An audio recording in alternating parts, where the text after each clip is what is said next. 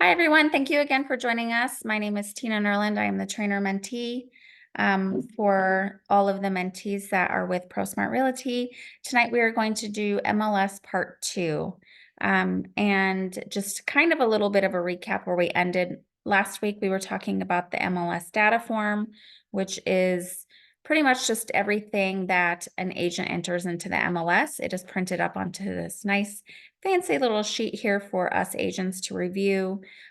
We went over a lot of it in detail last week, but there were a couple of things that I wanted to make mention this week that we as agents should be looking for, particularly the school district. In the event that you see adult here, that means that it's an age-restricted community. So if your client is not wanting a 55 and older, or maybe they're not 55 and older, so this wouldn't even apply to them, that's just kind of a quick notation that you need to go back and you need to adjust the search to take out age-restricted properties. Another thing that we should be looking for as an agent is down here under special listing condition. This is where you're going to see if FIRPTA applies or may apply. And for those of you that don't know what FIRPTA is, that is a foreign investor. So there's just a couple guidelines that you have to follow when you have a FIRPTA, and we will have a class specifically on that, so I'm not going to go into detail. But if you ever see this on one of your listings, that should be not a red flag, but it should be like a trigger in your brain going, oh, this is a foreign investor, and I need to know, or at least inform my client of what has to take place. Let's see, I think that's all I wanted to talk about on this form. I think we talked about most of it the last class, but I wanted to touch base on that. But the other thing about the MLS that I wanted to talk about is this right here, because it is very important for you to know and to use these tabs when you're researching a specific property. The report, you don't really ever have to choose this, just wanted to click on the drop down. But anyways, so the report is this. This is the actual MLS data form. You do have to save a private version of this document and send it with any and all of your offers. And to do that, you just come up here to the print. Now, if you're printing this for showings, you want to print your client the public version. But for offer purposes, you want to save the private version and then just print it, save it as a PDF. Because this is also a form that you need to upload into Paperless Pipeline once you have an accepted contract. Okay. The next tab is the History tab. This is a great tab if you're researching the history of the listing. So you'll go to your active listing, click on it. Now it's going to show you everything that the agent's done to it. So it looks like it came on the market, or at least as a coming soon, 1/17/24. They uploaded documents on 2/7, changed some text. Click on that. Okay, yeah, so it looks like they just changed a couple things real quick. They did a price change on 2/14, not by a lot, but every time you do a price change, I'm going to teach you how to do tricks so that you don't have to do additional paperwork. But every time you do a price change, if this home is in your client's filters, or if it's a home that maybe they've been looking at, researching, had their eye on, whatever it might be, anytime a price change is done, this listing gets re-emailed out to people. So that's why you'll see a lot of listings doing very minimal price changes, because that's like a kind of like, hey, we did a price change and I know that you clicked on it, or I know that you've been watching it, take another look at it. So this gets re-emailed out to them. This person did another price change. Again, not very small, or not very big, I mean, but every time they do a price change, it gets re-emailed out. So you can kind of see here what the price change is and when it was done. Well, it looks like they accidentally put in the wrong price, or maybe they changed the price. They said, oh, wait, I think this house is worth more. So that would be why you see that huge change there. But over here, it says the date. Also, this 92 days on the market, that just tells you how many days it's been on the market, active. Okay, questions? This is full of information. So take a look at a couple, kind of study them, get familiar with it. This would be the old listing. So this closed back in 2017, but if you wanted to kind of look, you could, but it's kind of boring. Anyways, you really only need the active. Okay. The next tab is called Curve View. I'm not going to click on it for now. We will do a future class on it once I actually get to know it. And the reason why I don't know it yet is because it's brand new. It is replacing Monsoon. So this is a more detailed tab. I'll click on it just so you see it. But this is a more detailed, in-depth tax. I want to say assessment, but that's not really what I mean. Just basically stuff on the property. All of this is exactly what's currently in the Monsoon. Only the curve view, as of now, as far as Tony or I can see, you can't search by an owner. So that's why Tony and I don't want to really talk too much about it. But we do want to mention that this will eventually be replacing Monsoon, but we don't know when. So for now, just know it's there. That's what it is. But you, for now, will be going to the Monsoon, which is the tax records. A couple things that you want to know about this is here is the parcel number. So when you're typing up an offer, maybe you're not able to transfer that into the transaction desk, so it automatically pulls it. If you actually have to write it in, this is where you will find it. So the parcel assessor's number is here. When you're typing up an offer on a person's property, and maybe the seller put that the seller is actually a client of ProSmart or whatever it might be, you are going to come here, and this is the property or seller's name that you have to enter on the purchase contract. So Brian Rogers and Donna Rogers would be the seller's name. If it had Brian M. Rogers, then on the offer, you would put Brian M. Offers or Rogers. So this name has to match the purchase contract when you're typing up an offer, just an FYI. If you need to type out the abbreviated legal description, this is where it'll be. Otherwise, this is automatically transferred over to transaction desk if you use this little option here. But that'll be another training class. I don't think I talked about that last week. Okay. Oh, here's the school district. So if that's important to your client, you can click on that. It's all hyperlinks. They'll kind of talk about it. You can click on all of these. This does not necessarily tell you what school you are in, though. So this is still information that you have to get, or not what school district you're in. So this is still information that you need to get from the seller. But if your client wants to research, then this is a great link to send them, and it's right here for you. Okay. The size of the lot is going to be listed here. How it's zoned is going to be here.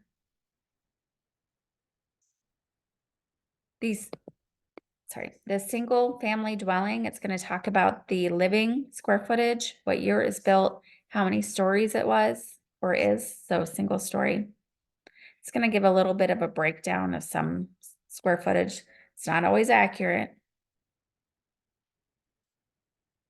Construction. If something was added at a later date, it should show here. And if it's shown here, then it's permitted. If you have an added addition to a home and you don't see it on here, reach out to the seller's agent and ask if they have permits on it.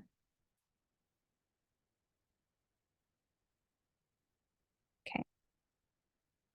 Deed history, if by chance you ever want it. Some buyers are going to ask, well, what does it say they bought the home for? Well, This shows that they bought the home for $169,975. Oh, great. Then they're asking 700,000 for this. I know I can get it for less. Well, you can't always assume that that's all they owe on it. People take out second mortgages, cash out refis. This is just the deed history on when they bought it. Refis, I don't know if they show up here. That is not my area of expertise, but I can tell that this person bought it on 2/24/2017, and that's the amount they paid for it. Talks a little bit about the subdivision, how many lots are in there, how many years it took to build out, how many 1 stories versus 2 stories, average square foot, in case this is important to your buyer. What last year's final taxes were. So if your client asks what the taxes are, this is one area that you can come to look. However, don't forget it is back here on the report over here, taxes and year.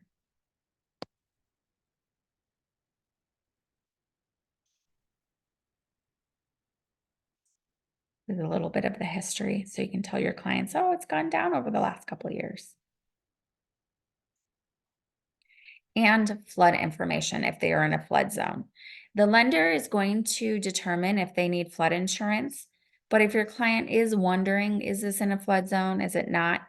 You can come here and you can do a little bit of work looking into it. If that's important to your client, but your lender can actually help you with this, especially if you're not really sure if it is or isn't. Let's see. Just gonna click on it.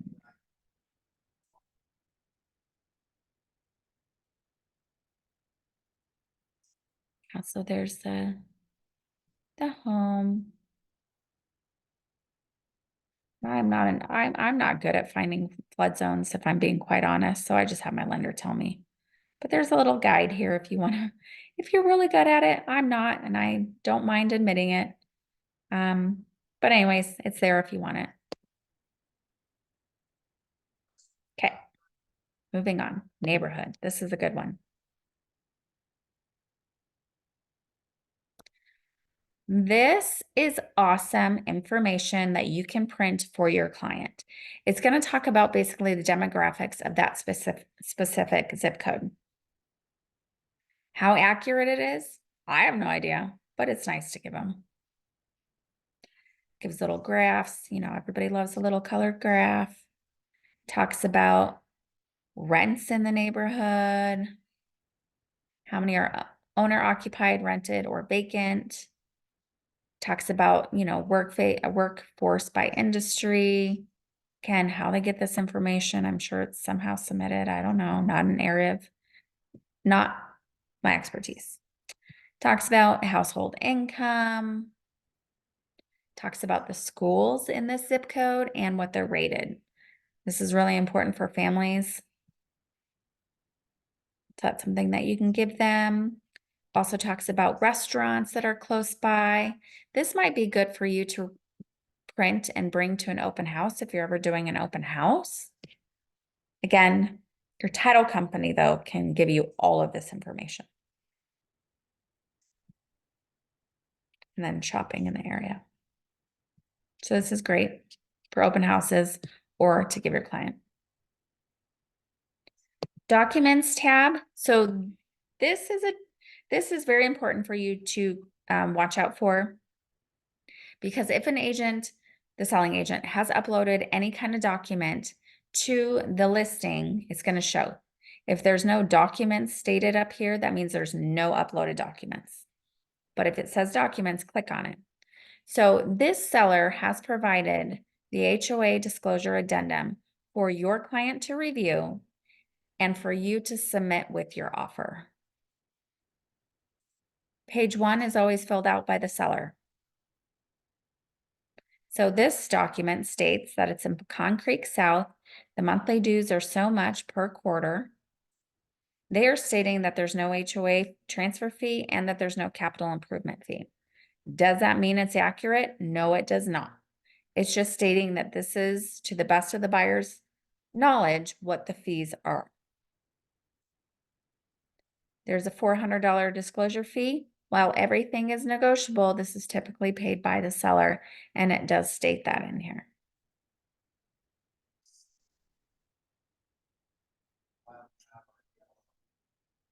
I'm just reading this real quick because now I don't see that it's paid by the seller.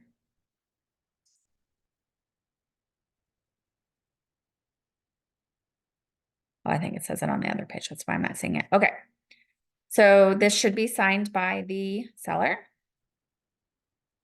Talks a little bit about the form, what it is, why there's an HOA, blah, blah, blah.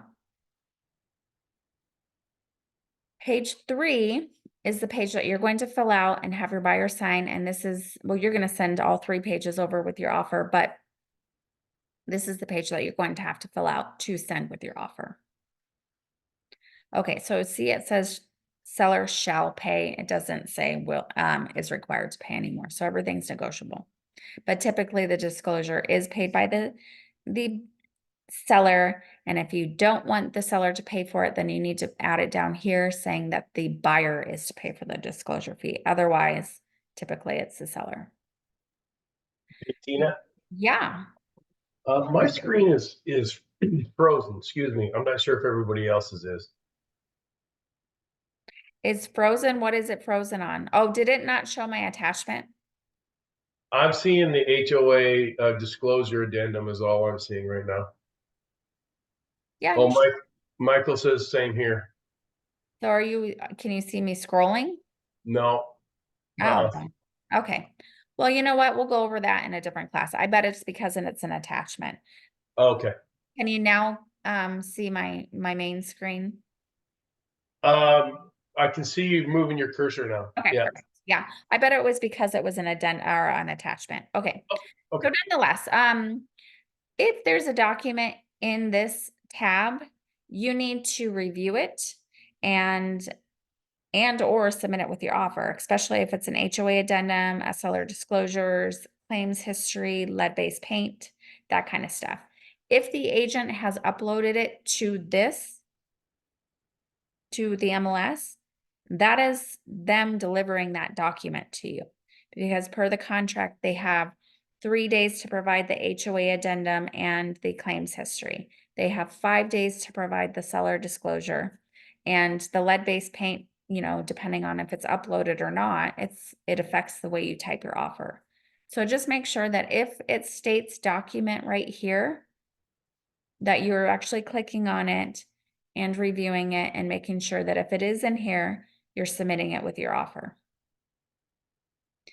If a client, if a seller's agent has scheduled an open house, you'll see open house and then it'll detail it. If there's no active or current open houses scheduled, this will not appear here, so you don't have to worry about it. Okay. Click on calculator. This is a simple mortgage calculator. It's not exactly accurate. I don't recommend using it, but if you needed to, you could do like a quick assessment. But your lender would be more than happy to do this, and they're going to have more accurate numbers, because things that you have to take into consideration is homeowners insurance. How much is that a month? What are the HOA fees per month? Because those 2 things are going to affect their monthly payment. So I don't recommend using this, but it is there. A couple other tabs here is you can search comps. You can do a showing, set up a showing, or you can go straight to transaction desk. But I wanted assigned showing should usually be here, but I think they moved it over here for some reason. I'm just going to click on it real quick. Okay, yeah, they just moved the tab. This is where you will actually go to schedule a showing of that particular property if your client wants to see it. We will have a specific class on showing. It used to be called showing time, on-a-line showings, so that you know how to use it It's actually pretty easy to use, but a little bit complicated to actually figure it out if you've never done it. So we'll do a specific class on that actually coming up pretty soon, because I want you to know how to schedule showings. So I think that'll probably be the next class. Okay.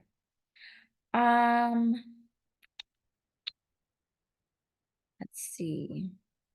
What else about the MLS? We talked about how to do a showing search, not a showing search, a search for homes for your buyer. We talked about how to save that. We showed you how to print. Um, let's do a basic comp search. We'll do a specific class on how to run comps, but if you do need to run comps quickly for somebody, this is a quick, easy way to get some quick comps. It's not the most efficient way, so don't use this moving forward as your one and only way to do comps, but it is a quick way. So if you go to tax records and you're in your listing, so here's our little listing here. If you go to comparables and you click on it, you're going to be able to set some simple criterias here. Typically, you only want to do a mile search area. You want to do sold in the last 6 months. I usually do up and down 5% for lot and building square footage. And I do want to do the same number of stories because that's what an appraiser is going to do.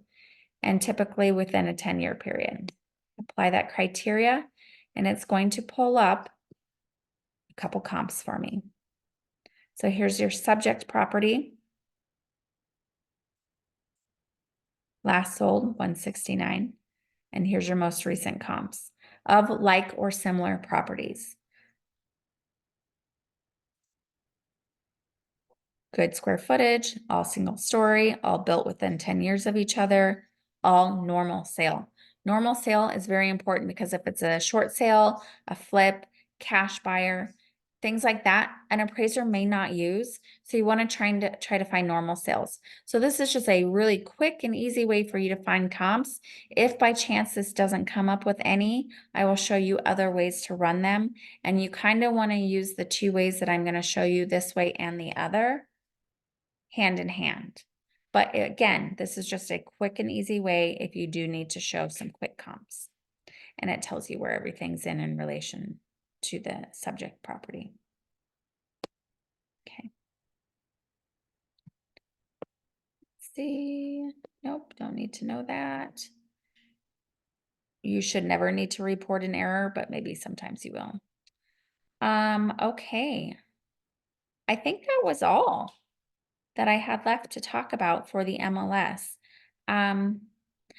Before we end tonight, does anyone have any questions about what we've learned last week and this week? Anyone need a quick refresher about how to do anything?